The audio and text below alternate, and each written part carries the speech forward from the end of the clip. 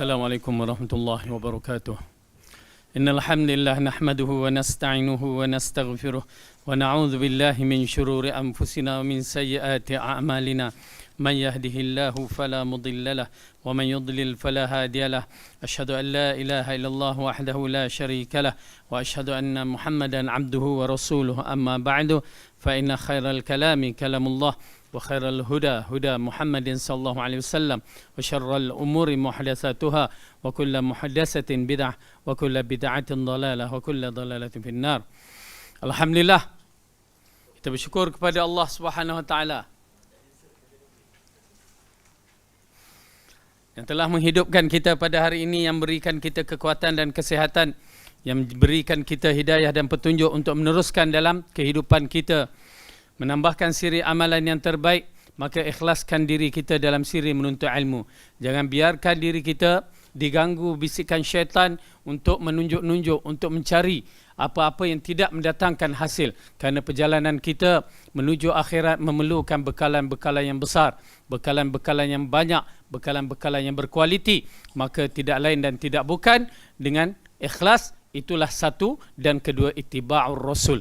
Ya, jadi dengan adanya dua perkara ini, insya-Allah mudah-mudahan Allah terima amalan kita dan apa yang kita perolehi dalam siri menuntut ilmu. Apatah lagi kita menuntut ilmu pada malam ini berkaitan dengan tafsir Al-Quran. Maka sebaik-baik mungkin kita beramal dengan apa yang kita pelajari dan jangan biar ianya berada di dalam kitab tanpa kita mempraktikalkan walaupun sedikit. Ya, tuan-tuan dan puan yang dirahmati oleh Allah Subhanahu Wa Taala, ya, amalan yang sedikit tetapi istiqamah itu terlalu besar ganjaran pahalanya. Dan insya-Allah mudah-mudahan Allah permudahkan bagi kita urusan beramal dengan apa yang Allah arahkan. Kita sambung balik pelajaran kita yang mana kita masih lagi membicarakan surah Al-Fajr. Yang pelajaran yang lepas kita telah membicarakan tentang golongan-golongan yang hebat pada satu ketika dahulu, tetapi Allah telah hancurkan golongan tersebut. Golongan-golongan yang hebat seperti Fir'aun, Namruz, Haman, Qarun, yang mana Allah ceritakan kehebatan-kehebatan mereka. Tetapi manakah mereka sekarang ini? Sudah tidak ada. Hanya tinggal nama. Itu pun bila disebutkan namanya, maka dicaci.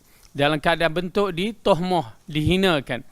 Adapun orang-orang yang hebat seperti para nabi, orang-orang yang saleh, maka namanya tetap diagungkan oleh Allah Subhanahu Wa Taala, ya, yang disebutkan di dalam Al-Quran dan juga hadis Nabi, dan dijadikan qudwah, contoh terbaik untuk kita ikuti.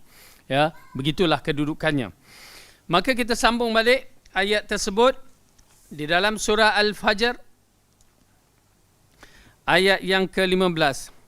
A'udzu billahi minasy syaithanir rajim. فأما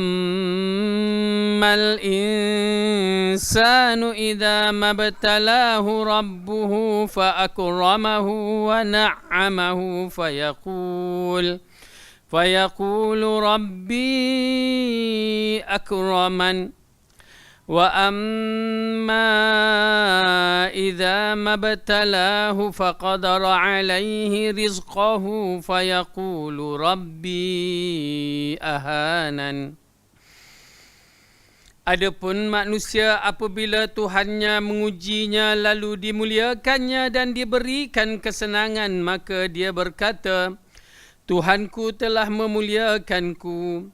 Adapun bila Tuhan mengujinya lalu membatasi rezekinya, maka dia berkata, Tuhanku menghinakanku. Okay. Baik. Dalam ayat ini membicarakan tentang nisbah nilaian setengah manusia terhadap nikmat dan juga terhadap ujian-ujian yang lain. Di mana Allah menceritakan sebahagian manusia apabila Allah mengujikannya.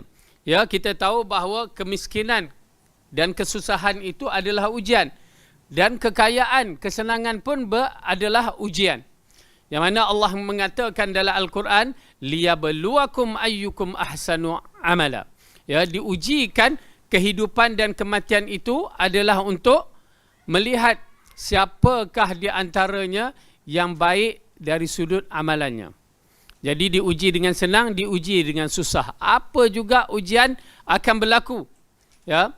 Ujian tetap akan berlaku. Cuma cara kita berhadapan dengan ujian.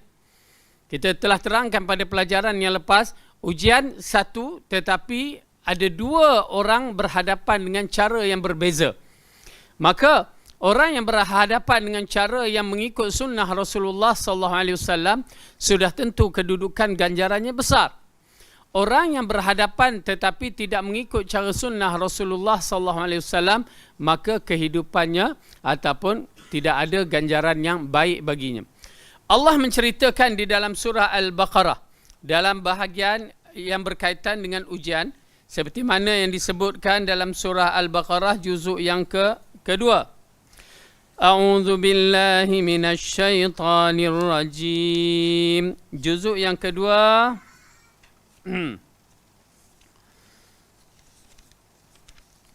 Ayat yang ke-155. Muka surat 24. Kuat dengar, macam tak dengar, macam tak biasa. No.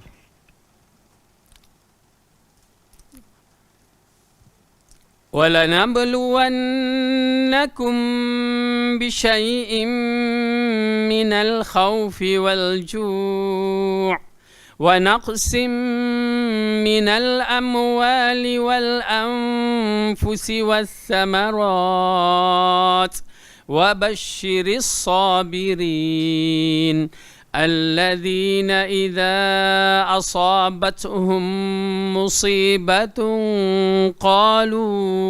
قالوا إنا لله وإنا إليه راجعون أولئك عليهم صلوات من ربهم ورحمة وَأُولَٰئِكَ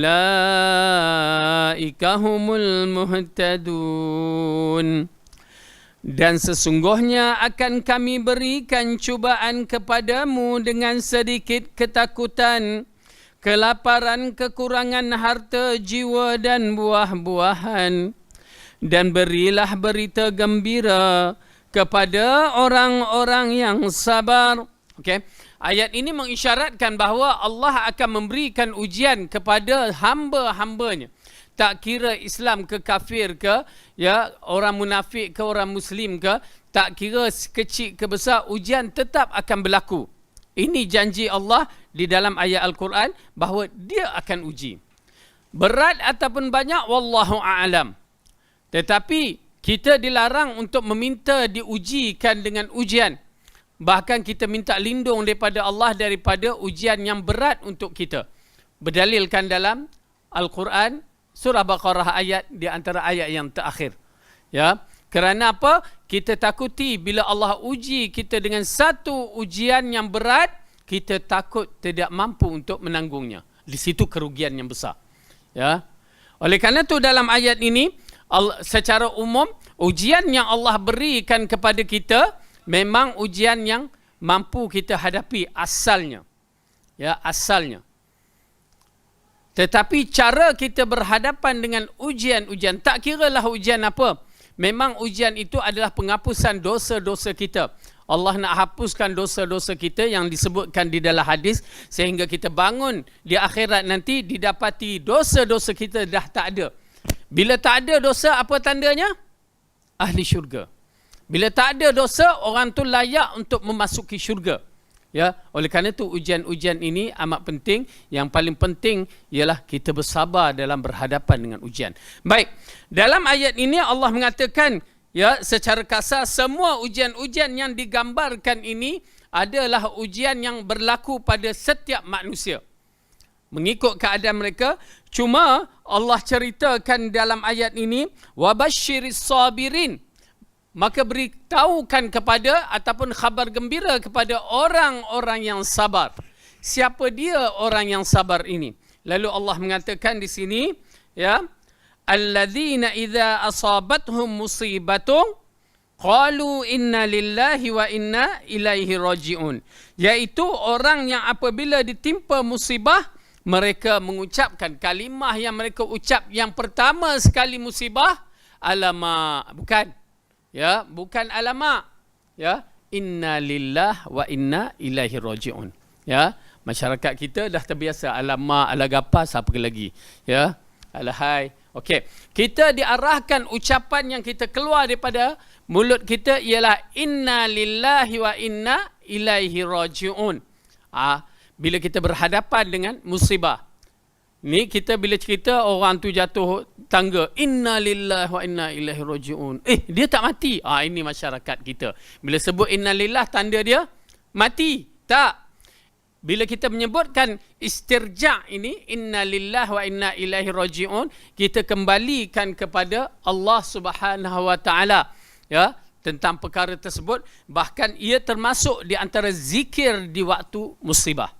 Ya, ini di antara zikir di waktu musibah. Ya, tinggi.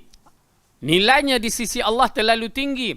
Apatah lagi macam sahabat-sahabat kita, ya, yang berhadapan dengan banjir. Banjir, hujan je cemas dah. Ya, cemas kerana banjir-banjir yang berlaku, yang mana ianya merupakan satu ujian yang besar. Memang tidak dinafikan besar.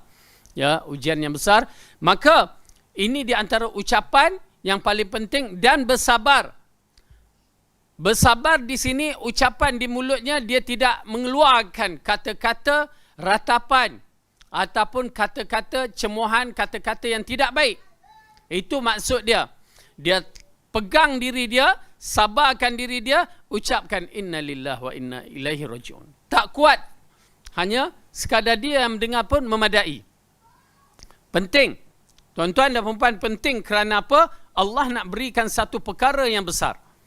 Allah nak berikan satu perkara yang besar bila kita berhadapan dengan musibah yang begini. Oleh kerana itu, sabar dalam bab ini terlalu besar. Sabar dalam musibah ini terlalu besar kerana Allah nak berikan satu perkara yang istimewa. Itu belum lagi berkaitan dengan sabar kematian orang-orang yang tersayang. Orang-orang yang tersayang. Kesabaran yang dihadapi oleh yang hidup kepada orang yang telah mati itu rupanya memberi ganjaran pahala yang terlalu besar. Okey. Pertama, bila dia menyebut sahaja kalimah inna lillahi wa inna ilaihi raji'un. Ya. Maka apa Allah katakan? Ulaika alaihim salawatum min rabbihim wa rahmah wa ulaika humul muhtadun.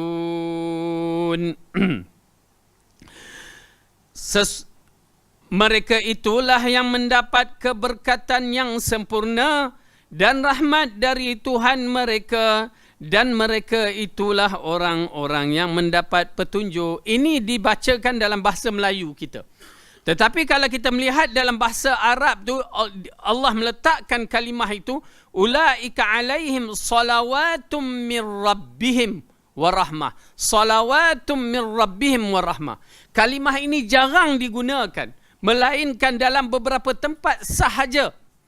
Ya, kalimah salawatum min rabbihim, yakni satu kalimah yang agung Allah keluarkan bagi mereka-mereka yang tinggi nilainya, tinggi kualitinya. Kita hanya mendengar kalimah salawatun ini di antaranya pada Rasulullah. Innallaha wa malaikatahu yusalluna 'alan nabi. Nampak tak kalimah tu digunakan? Okey. Jadi kalimah ini digunakan kepada mereka-mereka yang sabar dan istirja'. yakni kembali kepada Allah dengan ucapan inna lillahi wa inna ilaihi raji'un. Ya, ni dia nilai dia. Oleh kerana tu kita cuba latihkan diri kita. Tapi yalah, kadang-kadang benda tu berlaku, kita jadi panas baran, jadi apa ke lagi? Ya, keluar asap macam ni ha. Ya, bukhar ni. Disebabkan kita tak mampu nak menguasai diri kita. Kerana peristiwa ini berlaku pada zaman Rasulullah SAW apabila seorang wanita sedang meratapi kematian anaknya. Ya, anak yang dikasihinya mati. Lalu dia bercakap-cakap seolah-olah dia melampaui batas dalam siri kesedihan dia terhadap kematian anak yang disayang. Kita tak nafikan ya suatu kematian ataupun satu kehilangan yang berharga pada diri kita, maka ianya merupakan ujian yang besar. Lalu wanita ni bercakap, menangis dalam keadaan sedih yang melampaui. Lalu Rasulullah pun datang kepada wanita itu sewaktu dikubur, lalu dikatakan, wahai wanita, sudahlah, ya, sabarlah. Lalu wanita ni tak tahu bahawa yang berkata begitu adalah Rasulullah. Lalu dia mengatakan, diamlah kamu. Oh boy, ya. Kamu tak tahu apa yang aku rasai. Semua orang yang melihat daripada jauh, mendengar dari jauh, terkejut. Kenapa? Wanita itu sedang berbicara dengan Rasulullah cara yang dikategorikan tidak ada adab lah. Ya, kerana Rasulullah menegur, tapi dia tak perasan itu adalah Rasulullah sallallahu alaihi wasallam. Rasulullah seorang lelaki yang agung sifat tawaduk. Walaupun dia boleh, perempuan, kamu kenal ke aku siapa? Ya, dia boleh berkata begitu, tetapi kita kena faham orang yang tengah tak sedar macam itu, jangan kita melampaui batas, biarkanlah, lantakkanlah. Lalu Rasulullah pun beredar. Itu penting tu. Ya, ini kita bila orang tu melampaui batas, kita lawan balik. Oi, kamu ni sudahnya benda yang boleh disettlekan dengan baik meletup lagi tak baik. Oleh kerana itu kaedah-kaedah yang begitu kena faham. Maka habis je beredar Rasulullah SAW dari wanita itu, orang pun datang kepada perempuan tu. Lalu dikatakan kepadanya, tahukah kamu siapa yang menegur kamu tadi? Tak tahu. Lalu dikatakan, itulah Rasulullah. Terkejut dia. Ya, terkejut dia. Lalu dia mencari Rasulullah dan meminta maaf kepada Rasulullah dengan apa yang dilakukan. Dia kata, aku bersabar. Okey. Jadi, adakah sabar itu berlaku? Lalu Rasulullah mengatakan, as-sabru fi sadamatil ula. Sabar itu diambil kira waktu awal-awal berlaku kejadian. Bila berlaku kejadian tu, ada kena gosok. Sabar, Ayub, sabar. Ya, sabar. Kena tekan diri dia, sabar. Ya, bukan ngok-ngek, dah habis semua dibaling, dihempasnya. Lepas tu, sabar je lah. Tak jadi. Dia tak jadi. Dah habis dah. Ya, suasana dah mula cool balik, baru nak kata kalimah sabar, dia tidak ada nilai kualiti kesabaran itu. Itu tidak diiktiraf. Maka dia sabar tu, dia sabar waktu kejadian, dia tahankan diri dia, lalu diucapkan inna lillah wa inna ilaihi raji'un. Maka darajatnya tinggi mengikut ayat Al-Quran. Darajatnya tinggi di sisi Allah. Ya, di mana Allah mengatakan mereka itulah mendapat keberkatan yang sempurna dan rahmat dari Tuhan mereka, dan mereka termasuk di kalangan orang yang mendapat petunjuk. Masya Allah. Ya, jadi insya Allah lepas ini kita kena banyak sabar. Ya, sabar. Cuba. Okey. Tetapi ditambahkan dengan satu perkara lagi yang berkaitan dengan kematian orang yang tersayang. Oleh kerana itu kematian orang yang tersayang dia akan terbahagi kepada dua kalau dia tidak belajar. Yang pertama, orang itu dia akan sabar dan dilakukan ucapan yang begini, ya, dan ditambahkan apa dia? Dengan ucapan alhamdulillah. Ya, alhamdulillah. Bukan alhamdulillah suka dia mati. Tak, berhati-hati. Kalimah alhamdulillah tu jangan dikuatkan. Kadang-kadang orang tak faham. Ya, mati isteri dia misalnya, alhamdulillah, kan. Orang salah faham. Amboi, isteri mati alhamdulillah. Suami mati alhamdulillah. Tak. Kita maksud alhamdulillah tu, alhamdulillah Allah kurniakan kesabaran kepada kita. Ya, Allah sedang uji kita. Kita hadapi. Tu. Ya, bukan maksudnya alhamdulillah tu suka orang tu mati. Tak. Walaupun kalimah tu adalah kalimah yang memang menunjukkan kesyukuran. Tetapi dalam bab ini alhamdulillah digunakan untuk menyatakan kesabaran kita dengan ujian yang Allah bagi. Ya.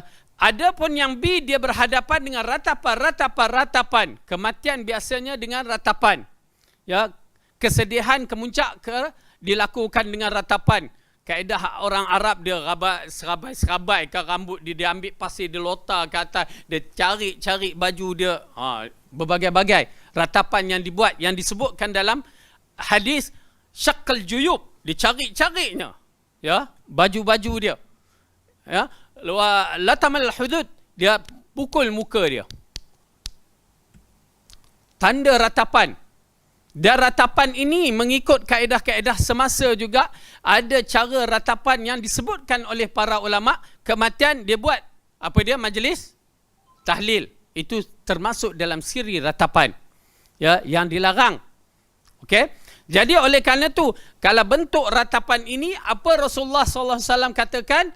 Jika dia mati, orang yang meratap ini jika dia mati tak sempat bertaubat berkaitan dengan ratapan, maka ianya akan dipakaikan dengan pakaian baju tembaga yang panas lagi gatal di akhirat kelak. Na'udzubillah. Berarti ianya merupakan satu perbuatan yang haram, tidak dibenarkan oleh syarak. Tetapi yang A tadi, dia tidak meratap, dia bersabar, dia ucapkan istirja' dan dia ucapkan Alhamdulillah.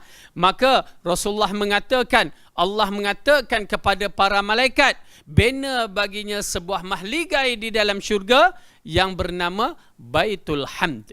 Ya, Masya Allah, mahligai bagi orang yang terpuji. Nampak tak? Perkara yang sama berlaku, tetapi dua tindakan yang berbeza.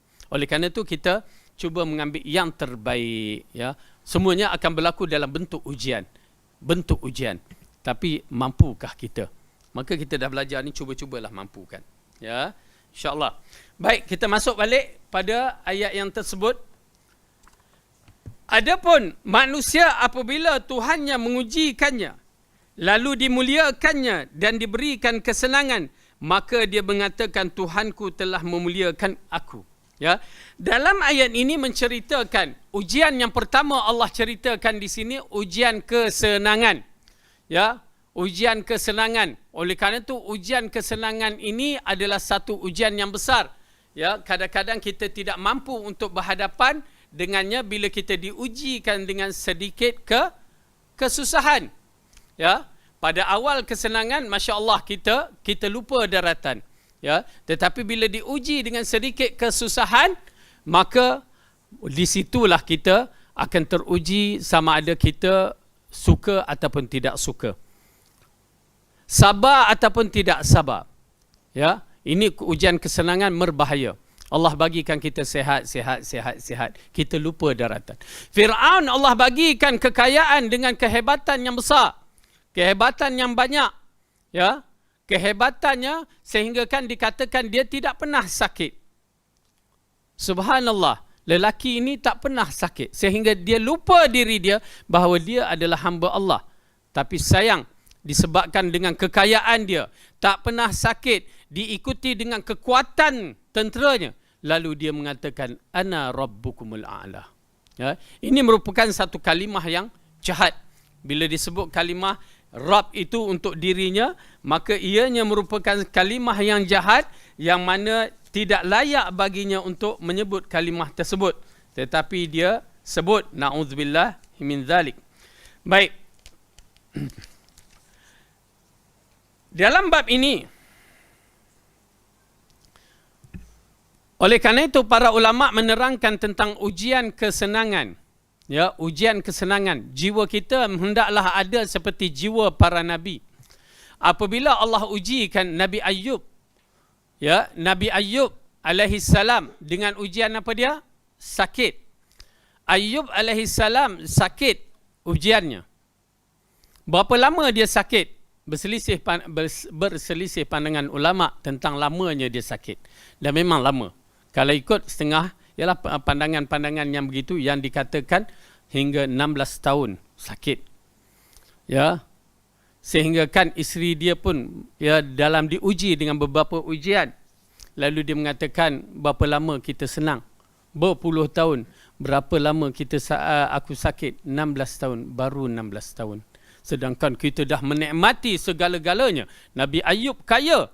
Ya, Allah berikan dia harta dari sudut binatang ternakan, diberikan tanaman-tanaman, diberikan berbagai-bagai kaya. Lalu Allah nak uji dia. Ya, Allah ujikan. Anak mati di depan, mati, boom, dalam sekelip mata dimatikan di depan matanya. Istirja' dia kepada Allah. Allah angkatkan tanaman-tanamannya dalam sekelip mata, dia kembali kepada Allah. Masih lagi bersyukur. Allah ujikan lagi dengan kematian ternak-ternakan dia. Habis semua. Dia kembali kepada Allah. Subhanallah. Lelaki ini bukan sebarang lelaki. Ya, hebat. Lelaki yang sabar. Minta jangan diuji kita dalam keadaan bentuk yang begitu. Ya, dahsyat. Ya, dahsyat. Dan isteri dia adalah isteri yang salihah, yang bersabar. Ya, adalah isu yang dikaitkan dalam kisah itu. Ala kulli hal, nak menceritakan bahawa kesabaran dia adalah sampai ke muncak. Ya, sampai ke muncak dia mengadukan dirinya kepada Allah. Okey.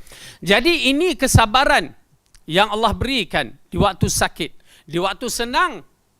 Tetapi Fir'aun, kita menyaksikan Allah bagikan dia kesenangan, ya, sehingga kan Nabi Musa berkata kepada Allah di dalam surah Yunus. Cuba buka surah Yunus ayat yang ke-88.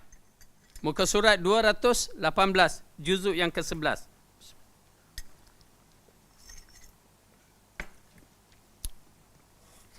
Surah yang ke-10, juzuk 11, ayat 88. A'udzu billahi minasy syaithanir rajim. وقال موسى ربنا إنك آتيت فرعون وملأه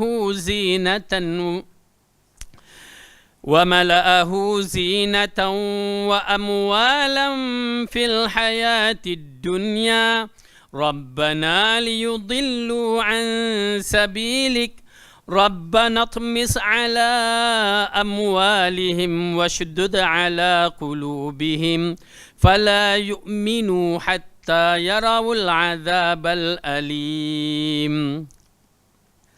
Musa berkata, wahai Tuhan kami, sesungguhnya engkau telah memberikan kepada Fir'aun dan ketua-ketua kaumnya perhiasan dan harta kekayaan dalam kehidupan dunia.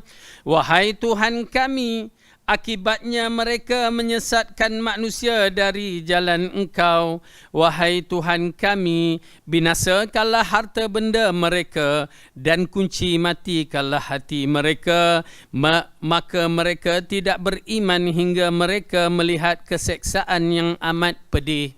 Ya, ini Nabi Musa mengadu kepada Tuhan, ya, mengadu kepada Tuhan.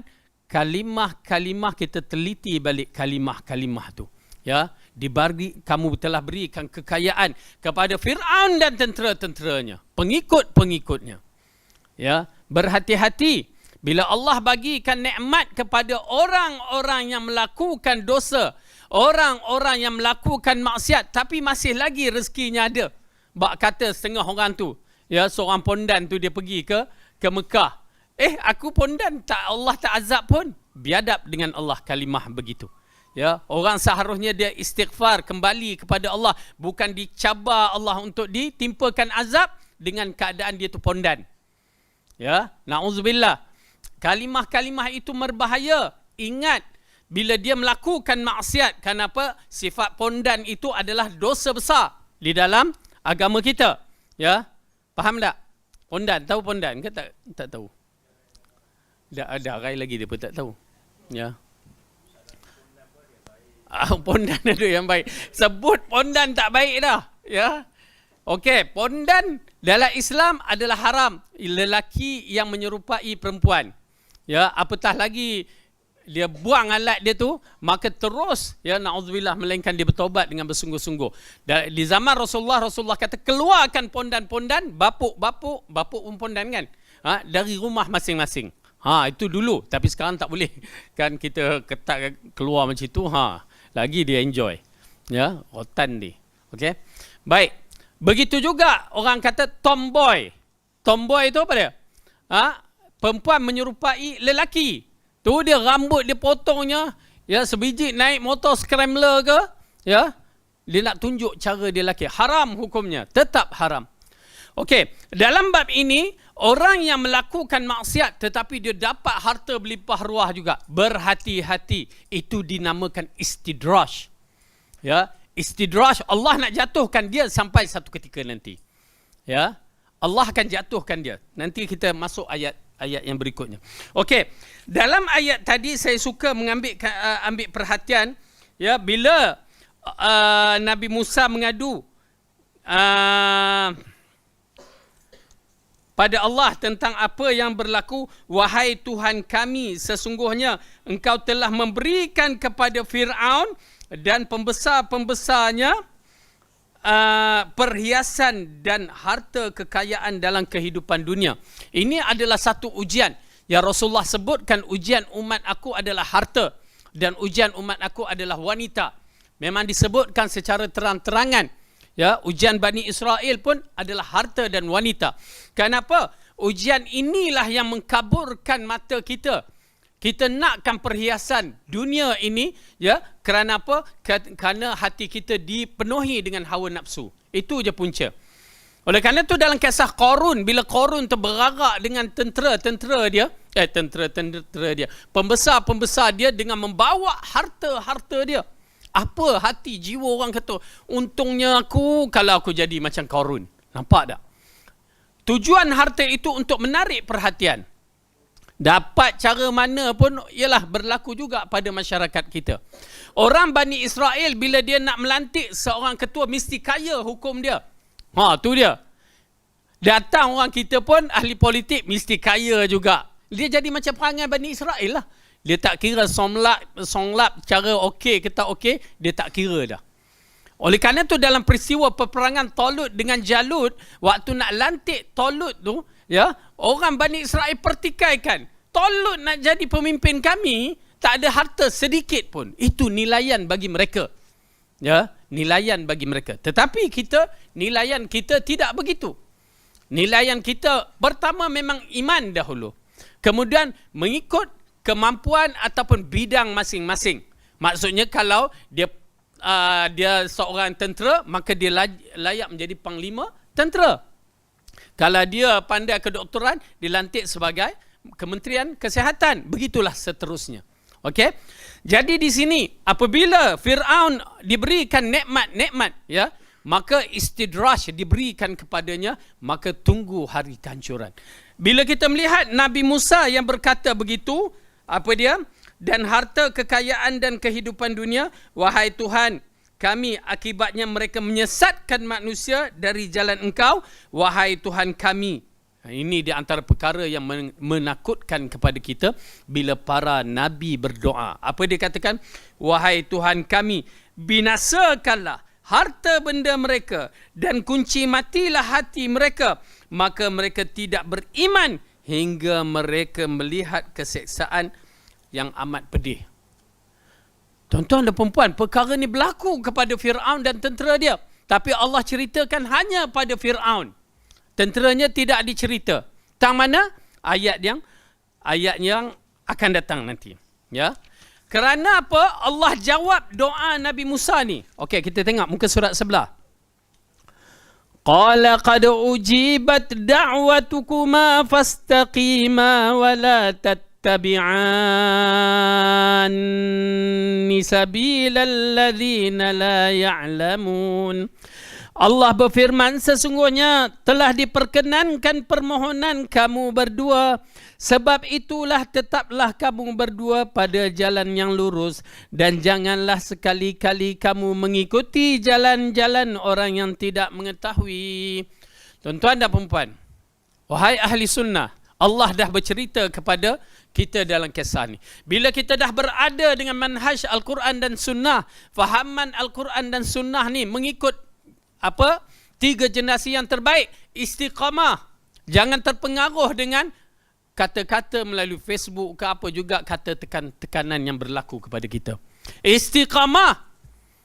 Kemenangan ada, tapi memerlukan sedikit kesabaran. Apatah lagi kita berada di akhir zaman ini. Ya, ujian terlalu berat. Bayangkan bila Allah kata, aku telah perkenankan doa kamu berdua. Doa yang tadi tu, ya, doa yang tadi, yang mana Allah akan hancurkan Firaun dalam keadaan apa dia? Dia menyaksikan kebenaran sebelum dia mati. Sebelum dia mati bila tu? Ya, pada alam nazak. Itu maksud dia. Dalam ayat ni mengatakan sebelum dia mati ialah pada waktu nazak. Bila nazak dia? Kalau Firaun dah sampai tepi laut tu, dia tengok laut terbelah tu, dia beriman. Dah, memang dia di kalangan ahli Islam, ahli iman. Dia nampak tu, aku beriman dengan Tuhan Bani Israel. Ya, cukup. Dia beriman. Dia mengucapkan kalimah itu, laut pun datang, dia mati. Okey, memang dia termasuk galangan orang yang beriman. Tetapi yang jadi masalahnya, ya, mukjizat yang di depan mata tu dah ada dah. Dia tunggu satu lagi perkara yang dilihat di waktu kita nak mati. Kenapa, tuan-tuan dan perempuan? Waktu nazak itu mata kita dibukakan. Ya, hijab dibukakan dalam beberapa perkara. Rasanya kita dah belajar dalam perjalanan kematian, ya, kematian kita sampai hari kita masuk syurga ataupun na'udzubillah masuk neraka. Kita dah cerita dalam bab itu. Okey, bukti dia Allah ceritakan. Tengok ayat seterusnya. وَجَاوَزْنَا بِبَنِي إِسْرَائِيلَ الْبَحْرَ فَأَتْبَعَهُمْ فِرْعَوْنُ وَجُنُودُهُ بَغْيًا وَعَدْوًا حَتَّى إِذَا أَدْرَكَهُ الْغَرَقُ قَالَ آمَنْتُ أَنَّهُ لَا إِلَهَ إِلَّا الَّذِي آمَنَتْ بِهِ Banu Israel wa ana minal muslimin. Dan kami memungkinkan Bani Israel melintasi laut, lalu mereka diikuti oleh Fir'aun dan bala tenteranya kerana hendak menginayanya dan menindas mereka hingga bila Fir'aun itu telah hampir tenggelam. Maksudnya dah tenggelam, timbul, ya, nafas dah mula terdesak, orang nak mati kan. Maka di situ roh dia mula ditarik sampai ke kerongkong, dia menyaksikan. Ya, dia menyaksikan. Oleh kerana itu Rasulullah sallallahu alaihi wasallam dan ayat Al-Quran menjelaskan bagaimana peristiwa sakratul maut. Ya, dalam Al-Quran Allah ceritakan 3 tempat sakratul maut bagi orang-orang kafir yang menyaksikan malaikat datang memukul depan dan belakangnya, memukul muka dia, nak tarik roh dia. Mereka menyaksikan. Okey. Begitu juga diterangkan dalam surah Al-Waqi'ah yang mana malaikat datang nak cabut nyawa kita yang duduk kiri kanan tu tak nampak. Tetapi orang yang dah sakratul maut tu, dia nampak malaikat datang. Dahsyat tu. Dan mereka datang ni dalam bentuk yang disebutkan dalam hadis yang diriwayatkan oleh Bara' Ibn Azib. Ya, bagaimana malaikat-malaikat ni datang dalam waktu kita kalau mati orang yang beriman bagaimana, orang yang tak beriman bagaimana. Yang disebutkan ada waktu syaitan pun datang. Itu adalah kedatangan yang terakhir. Ya, untuk menyesatkan anak Adam, kerana dia telah mengambil perjanjian dengan Allah, dia akan menyesatkan anak Adam sampai mati. Maka itu waktu terakhir. Lepas tu didatangkan dengan perkara-perkara yang mana kita nampak amalan-amalan yang terbaik waktu nak mati itu. Kita akan menyesal waktu nak mati itu, kita menyesal. Itu di waktu sakratul maut. Oleh kerana itu Rasulullah mengatakan, siapa yang suka bertemu dengan Allah, maka Allah suka bertemu dengannya pada sakratul maut. Bukan pada waktu ni aku cintamu ya Allah kan. Lepas tu joget, berzikir, berjoget. Itu cinta palsu. Tak mainlah cinta palsu. Okey. Cinta hakikat yang sebenar. Okey, kemudian siapa yang tidak suka bertemu dengan Allah, maka Allah tak suka bertemu dengannya. Itulah waktu dia. Dinampakkan siri amalan-amalan yang terbaik itu, amalan yang terbaik yang disebutkan dalam Al-Quran sendiri. Dalam surah Al-Munafiqun ayat yang ke-10. Apa dia amalan dia? Bersedekah di antara amalannya. Seolah-olah orang yang banyak bersedekah ini, peluang mati husnul khatimah tu ada. Ya, Allah tidak membiarkan kita terkapar-kapar. Macam mana nak mati husnul khatimah? Kita berdoa, ya Allah makhtim lana bi husnul khatimah. Ya, tapi tak tahu macam mana. Ya. Tetapi sudah tentu kita tidak nafikan akidah ahli sunnah kita, akidah yang dibawa oleh Rasulullah tu, itu asas dia. Kemudian diikuti dengan amalan-amalan soleh yang terbaik adalah sedekah. Seperti dalam surah Al-Munafiqun. Dan tidak dinafikan taubat. Ya, amalan soleh. Jadi ini dia. Okay. Dalam kes Fir'aun, apa dia berlaku? Dia menyaksikan keimanan yang besar. Oleh kerana itu dia mengatakan, aku beriman seperti mana Bani Israel beriman. Sebab itu merupakan satu tanda yang paling besar. Tetapi Allah mengatakan apa? Ya, kita tengok. Dan kami memungkinkan Bani Israel melintasi laut, lalu mereka diikuti oleh Fir'aun dan bala tenteranya kerana hendak menginaya dan menindas mereka. Hingga bila Fir'aun itu telah hampir tenggelam, lalu dia berkata, aku beriman, aku percaya bahawa tidak ada Tuhan melainkan Tuhan yang dipercayai oleh Bani Israel. Dan aku termasuk orang yang berserah diri. Beriman Fir'aun, tetapi iman dia tidak diterima. Dua tempat iman tidak diterima, taubat tidak diterima. Pertama, apabila roh kita sudah sampai ke kerongkong kerana kita telah menyaksikan satu perkara yang tak pernah kita menyaksikan, baru waktu tu kita nak beriman. Ya. Maka Rasulullah katakan ianya tidak akan diterima taubatnya. Kalau ikutkan ayat ini, Fir'aun telah beriman tetapi tidak diterima taubatnya. Yang kedua, sewaktu matahari terbit sebelah barat. Okay. Sebelum matahari terbit sebelah barat, dibukakan seluas-luasnya pintu taubat. Ya, seluas-luasnya, datang je. Istighfar sahaja Allah akan terima taubat kita. Tetapi bila matahari terbit je sebelah barat, ya, terbit je sebelah barat, yang mana dia datang mengejut. Oleh kerana itu berhati-hati. Ya, na'udzubillah, kita jangan sampai datang mengejut begitu. Ya, dia datang macam hujan lebat ni kan. Terus banjir je. Mengejut, itu nama datang mengejut. Sempat tak orang nak lari pada ketika tu? Ya, tak sempat. Ya, ini kat mana? Kat Pahang tu. Balak pula datang berbung, kata rumah hancur. Ya, mengejut. Tak sempat, tuan-tuan dan perempuan. Kalau datang mengejut begitu, bangun pagi, tengok-tengok matahari dah terbit sebelah barat, takut pada Allah. Sebelum terbit tu. Taubat tidak diterima, sedekah tidak diterima, apa juga amalan tidak diterima langsung.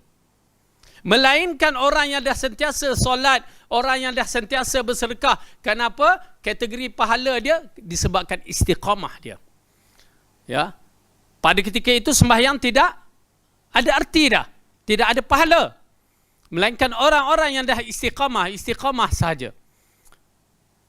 Waktu itulah yang Rasulullah kata, bersedekahlah sebelum sampai pada satu hari kamu nak bersedekah, orang tak nak terima. Maka ulama mentafsirkan yang pertama, yang pernah berlaku pada zaman Umar ibn Abdul Aziz. Ya, pemerintahan dia yang dikatakan tidak ada orang miskin pada zaman itu. Itu pandangan yang pertama. Pandangan yang kedua mengatakan pada dunia menjelang kiamat, harta melimpah ruah. Harta melimpah ruah sehingga kan kita nak bagi pun orang tak nak. Ambillah 100,000 ni. Tak nak. Aku simpan bawah bantai je. Boy. Ya. Punya banyaknya. Melimpah ruah harta yang dikatakan begitu. Dan pendapat yang ketiga, pada matahari terbit sebelah barat. Kerana apa? Kerana waktu itu orang tak nak dah apa-apa pun. Bagilah apa. Ya. Kerana apa? Mereka tahu bahawa dunia sudah nak kiamat. Buat apa aku lagi? Macam seorang tu doktor kata kamu ni penyakit kanser, kamu akan mati sebulan lagi. Agak-agak kita lah. Oh, kita nak tenangkan dia, ambil lah Pajero sebiji ke BMW sebiji. Dia nak ke? Dia tak nak. Ambil lah rumah aku bagi free. Tak nak. Habis apa yang kamu nak? Nyawa. Aku tak nak mati. Aku nak nyawa. Macam tu. Begitu juga pada hari itu, aku tak nak harta ni. Aku nak taubat aku diterima oleh Allah. Tapi tak boleh dah. Dah tak terima. Oleh kerana itu, bertaubatlah. Bertaubatlah kita, ingat je astagfirullah. Ingat je astagfirullah. Jangan biarkan sampai hari kita, matahari terbit, baru nak istighfar, dah habis dah. Ya. Dah habis dah ketika itu. Okey, jadi dalam ayat ini, apabila kita menyaksikan Fir'aun bertaubat kepada Allah, tetapi taubatnya tidak diterima, apabila Allah mengatakan, Al-ana wa qad asaita qablu wa kunta minal mufsidin. Apakah sekarang baru kamu percaya, padahal sesungguhnya kamu telah derhaka sejak dahulu dan kamu termasuk orang yang berbuat kerosakan di muka bumi. Itu dia Fir'aun. Ya, Nabi Musa, Allah dah arahkan Nabi Musa datang kepada Fir'aun dengan cakap cara yang lembut, ucapan yang baik-baik. Ya, tunjukkan dia tak terima. Diberikan pula dengan ujian-ujian, dia tak terima, dan pada hari kematian dia ini baru dia nak menyesal. Na'udzubillah min zalik, dan berhati-hati untuk diri kita. Fir'aun itu kehidupan dia dah habis dah. Ya, dan kaum dia pun dah habis dah. Kaum dia menyaksikan sebagaimana Fir'aun menyaksikan. Ya, Fir'aun menyaksikan bahawa iman kepada Allah itu penting, dan kaum dia yang mati di dalam laut pun menyaksikan, ya, pada sakratul maut beriman kepada Allah itu penting.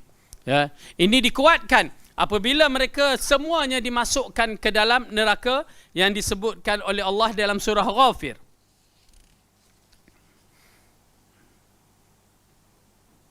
Surah Ghafir, surah yang ke-40, juzuk ke-24.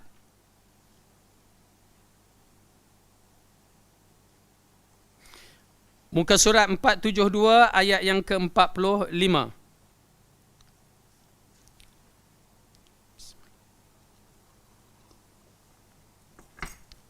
Okey, nihayah Fir'aun dah tenggelam.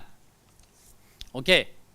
Jasad dia itu urusan Allah, adalah itu perbahasan sedikit. Namun roh dia, oleh kerana tu bila orang yang mati ni, kita kena faham bahawa dia hidup di alam lain. Jangan sama alam kita sekarang ni. Penting tu. Itu nama iman, beriman dengan alam ghaib. Bila kita bawa dia hidup macam alam kita ni, itu yang jadi benda-benda khurafat, benda-benda bid'ah, syirik berlaku. Biarkan dia di alam dia yang hanya kita boleh membicaranya bila ada ayat Al-Quran. Ya, bila ada ayat Al-Quran, kita berdiri di atas dalil. Ada hadis Nabi yang sahih, kita berdiri di atas dalil. Kerana ianya alam ghaib. Tak boleh nak bicara ikut akal. Macam COVID-19. Itu adalah alam, bukanlah ghaib. Tapi alam yang mana kita, orang awam takkan nampak. Hanya doktor-doktor ataupun saintis sahaja yang dapat memastikan. Betul? Jadi, kita tak mampu untuk membicarakan seperti mana mereka membicarakan. Panas dah. Buka aircon, kuat sikit. Baik. Orang-orang begitu juga dalam perkara-perkara yang ghaib. Perkara-perkara yang ghaib begini kita tak mampu bicara, melainkan para nabi sahaja yang mampu berbicara. Ingat tu, pegang kuat-kuat. Ya, kita berdiri di atas dalil, maka insya-Allah kita akan selamat. Kalau kita berdiri tidak atas dalil, ikut akal kita, ikut kaedah kita, ikut kaedah kehidupan di muka bumi, maka kita akan menyeleweng sejauh-jauhnya. Maka di sini Allah ceritakan apa kejadian setelah Fir'aun ditenggelamkan. Ya, maka Allah berfirman dalam ayat yang ke-45, فَوَقَاهُ اللَّهُ سَيِّئَاتِ مَا مَكَرُوا وَحَاقَ بِآلِ فِرْعَوْنَ سُوءُ الْعَذَابِ النَّارُ يُعْرَضُونَ عَلَيْهَا غُدُوًّا وَعَشِيًّا وَيَوْمَ تَقُومُ السَّاعَةُ أَدْخِلُوا آلَ فِرْعَوْنَ أَشَدَّ الْعَذَابِ. Maka Allah memeliharanya dari kejahatan tipu daya Fir'aun. Dan Fir'aun beserta kaumnya dikepung oleh azab yang amat buruk. Kepada mereka dinampakkan neraka pada pagi dan petang. Dan pada hari terjadinya kiamat, dikatakan kepada malaikat, masukkanlah Fir'aun dan kaumnya ke dalam azab yang sangat keras. Okay, nampak tak? Ya, dalam ayat ni menunjukkan bahawa apa berlaku pada Fir'aun di alam barzakh, alam barzakh. Ya, Fir'aun diseksa, didatangkan dengan api neraka. Ingat, bukan jasad dia tu, tetapi roh dia yang diazab sekarang ini. Ya, kita bila bicara tentang kematian, kita akan berpisah tubuh badan kita ni. Habis dah. Roh kita ni yang tak tahu kat mana roh kita ni. Ya, yang tak tahu kat mana roh kita nanti bila kita mati nanti. Okey, datang orang kita itulah bila dia datang nak mentafsirkan roh tu mengikut akal dia, roh balik pada bulan Ramadan, balik pada hari raya, apa lagi yang dibicarakan? Macamlah roh tu nak makan lemang nak kuih duit raya, kuih raya ke. Salah faham tu. Kena betulkan. Jangan main-main, kerana benda gaib kalau salah faham dia datang kepada benda syirik dan khurafat. Ya na'udzubillah min zalik. Okey, baik. Jadi ini di antara perkara yang menunjukkan kepada kita di alam barzah ada satu kehidupan yang tak dapat nak bicara melainkan dengan dalil-dalil. Nak menceritakan Allah bagi dia nikmat dunia dan di akhirat diseksakan. Ya, oleh kerana itu bagi mereka yang ditimpa dengan musibah, diberikan nikmat, ujian dia dengan kenikmatan, kesenangan, jangan sangka kesenangan itu tidak ada apa-apa, jangan sangka kesenangan itu Allah sayangkan. Dunia Allah bagi kepada kafir ataupun muslim, dia tak kisah. Orang kafir dapat, orang muslim pun dapat. Orang kafir tak dapat, orang muslim pun tak dapat. Kerana dunia ini adalah ujian dan tidak ada nilai pun di sisi Allah. Yang di mana hadis Rasulullah mengatakan kalau dunia ini seberat sayap nyamuk itu berharga di sisi Allah, seberat sayap nyamuk berapa nak dinilai kan? Ya, terlalu ringan. Berharga di sisi Allah, orang kafir tidak akan dapat minum walaupun setitik air. Tapi kita menyaksikan orang kafir tu dia harta kekayaan, minum pula berbagai-bagai. Menunjukkan dunia ini tak ada nilai. Tetapi akhirat itulah yang paling berharga yang akan menentukan kedudukan kita. Maka di sini kita melihat ayat ini, ya. Fa ammal insanu idza mabtalahu rabbuhu fa akramahu wa na'amahu fa yaqulu rabbi akraman. Adapun manusia apabila Tuhannya mengujinya lalu dimuliakannya dan diberikan kesenangannya, maka dia mengatakan Tuhanku telah memuliakan aku. Ini na'udzubillah, ya. Na'udzubillah apabila orang-orang yang tertentu yang tak belajar agama, yang tak lepas tu dia mendapatkan kehebatan, lalu dia menghina orang-orang yang Islam ini. Ya, berhati-hati. Orang-orang yang beriman dia hina. Ya, kamu belajar Quran tapi apa yang kamu dapat? Dia hina. Aku tak belajar Quran, dengar apa yang aku dapat. Penghinaan begitu. Ingat, itu adalah istidraj yang Allah akan hancurkan dia. Na'udzubillah min zalik. Okey. Kemudian wa amma idza mabtalahu faqadara alaihi rizqahu fayaqulu rabbi ahanan. Adapun bila Tuhan mengujinya lalu membataskan rezekinya, maka dia berkata Tuhanku menghinakan aku. Inilah masalahnya apabila kita menilaikan kekayaan dan kesenangan itu adalah ujian Allah yang baik ataupun yang buruk. Kalau kita tak dapat, maka itu Allah sedang hina kita. Salah. Ya, salah. Allah tidak pernah mengangkat seseorang itu dengan harta. Dan Allah tidak pernah menghina seseorang itu dengan harta. Maksudnya kalau dia banyak harta, orang tu Allah muliakan. Kalau dia kurang harta, maka Allah hinakan. Ya, tidak. Allah mengangkatkan seorang itu dengan apa? Inna akramakum indallahi atqakum. Sesungguhnya orang yang paling mulia di sisi kamu adalah orang yang bertakwa. Kalau dia miskin sekalipun seperti fuqara al-muhajirin, miskin seperti fuqara al-muhajirin, bila saya sebut tu, kena faham bagaimana bentuk fuqara al-muhajirin. Tidak ada apa-apa. Ya, hanya ada pakaian, hanya ada pedang, itu sahaja. Mungkin mereka tu di kalangan ahli suffah yang duduk di masjid. Itu aja ada. Mereka mendahului di kalangan para sahabat yang lain selama 40 tahun masuk syurga. Ya, subhanallah, 40 tahun mendahului daripada orang-orang kaya di kalangan para sahabat. 40 tahun. Melalui hadis yang sahih, apabila mereka datang untuk masuk ke syurga, malaikat mengatakan, kamu tak kena hisap ke? Lalu mereka menjawab, apa yang nak dihisapkan kepada kami? Ya, apa yang nak dihisapkan kepada kami? Yang ada pada kami hanya pakaian dan pedang sahaja. Subhanallah, fuqara al-muhajirin. Mereka asalnya di kalangan mereka kaya. Mereka kaya, tetapi mereka tinggalkan Mekah kerana Allah dan Rasul. Mereka berhijrah dan mereka tak mengharapkan apa yang mereka tinggal tu lagi. Oh, dahsyat ya. Itu pasal kita kena faham bila disebutkan hijrah, apa dia hijrah tu yang sampai begitu tinggi di sisi Allah, di sisi Rasulullah. La hijratu ba'dal fathah. Tidak ada hijrah selepas Fathul Mekah. Besar. Kerana mereka ada harta, mereka tinggal. tinggal terus. Semata-mata mengikut arahan Allah dan Rasul. Sampai di Madinah tak ada apa-apa.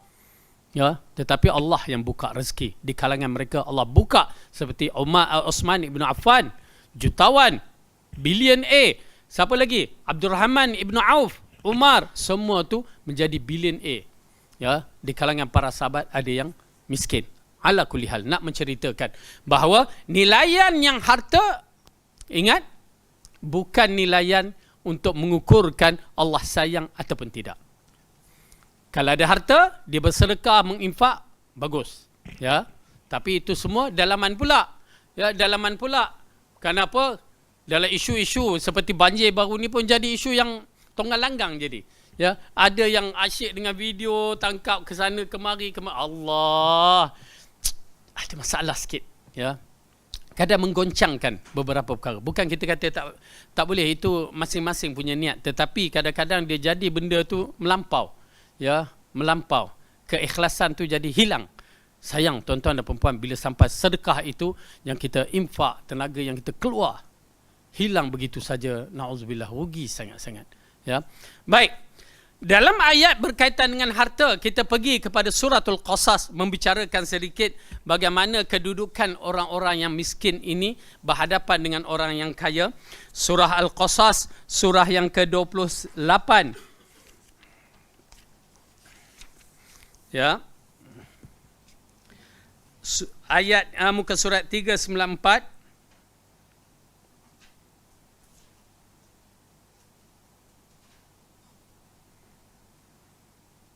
Kita mulakan ayat yang ke-76. A'udzubillahi minasyaitonir rajim. Inna Qaruna kana min qaumi Musa fabagha 'alaihim وآتيناه من الكنوز ما إن مفاتحه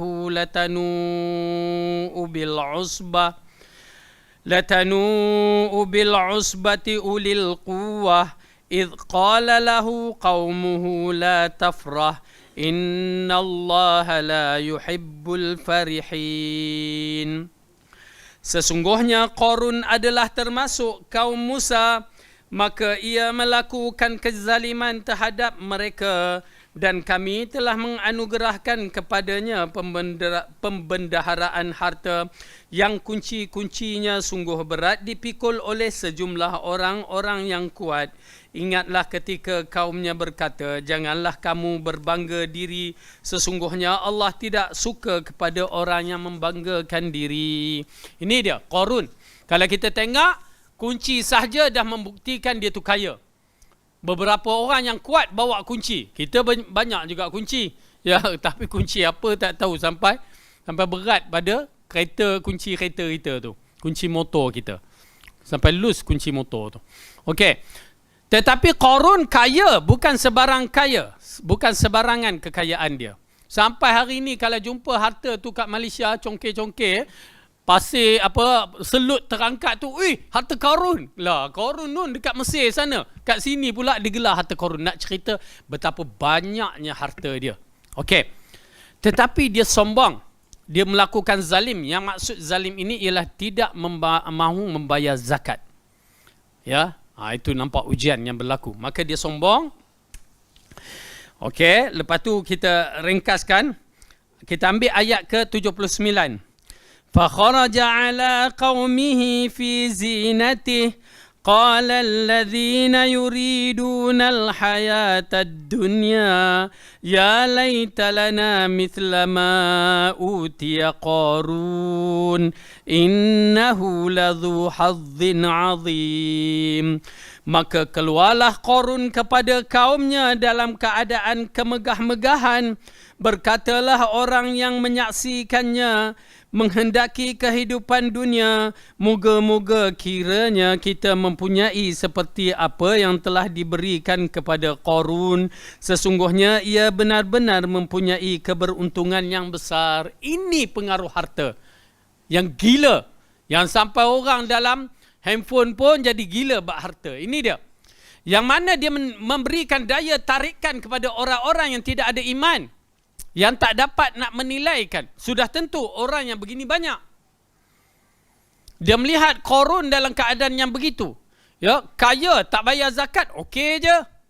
Itu datang dalam mindanya. Untung kalau kita menjadi seperti Qarun. Okey, tak apa, kita tengok. Betul ke untungnya? Tetapi muncul orang-orang yang menasihati. Apa dia? وقال الذين أوتوا العلم ويلكم ثواب الله خير لمن آمن وعمل صالحا ولا يلقاها إلا الصابرون. Berkatalah orang-orang yang dianugerahkan ilmu, kecelakaan yang besarlah bagimu. Pahala Allah adalah lebih baik bagi orang-orang yang beriman dan beramal soleh, dan tidak diperolehi pahala itu kecuali orang-orang yang sabar. Ya, orang-orang yang sabar ini memainkan peranan penting. Dia ada ilmu pula. Oleh kerana itu kita kena faham, ya, dalam isu-isu, beberapa isu yang berlaku di Malaysia misalnya, tak kira lah berakidah ke apa, ada orang-orang ahli sunnah yang menegur, ambil perhatian. Dan Masya Allah, kita macam ada Ustaz Asri Sobri, bab akidah yang begini, ya, begitu tegas, ya, penting untuk kita menyaksikan, ya, statement-statement. Kenapa? Kadang-kadang kita terlibat dalam bab-bab seperti motivasi, ya, yang mana ada unsur-unsur khurafat, unsur-unsur syirik. Ya, insya-Allah hari Sabtu berapa hari bulan? 1 hari bulan. Ya. Kat sini. Oh, tukar dah. Ustaz Ikram. Ustaz Ikram tu pun bawa buku bedah buku, insya-Allah datang untuk mengetahui tentang khurafat-khurafat yang berlaku ni. Ya. Baik. Nak menceritakan bahawa golongan-golongan ni akan wujud. Ya, akan wujud, berdalilkan Rasulullah kata akan berterusan di kalangan umatku yang akan menegakkan kebenaran. Ya, berarti akan wujud. Maka apa berlaku? Dia menegur. Maka apa berlaku dalam kisah ni kita lihat. فَخَسَفْنَا بِهِ وَبِدَارِهِ الْأَرْضَ فَمَا كَانَ لَهُ مِنْ فِئَةٍ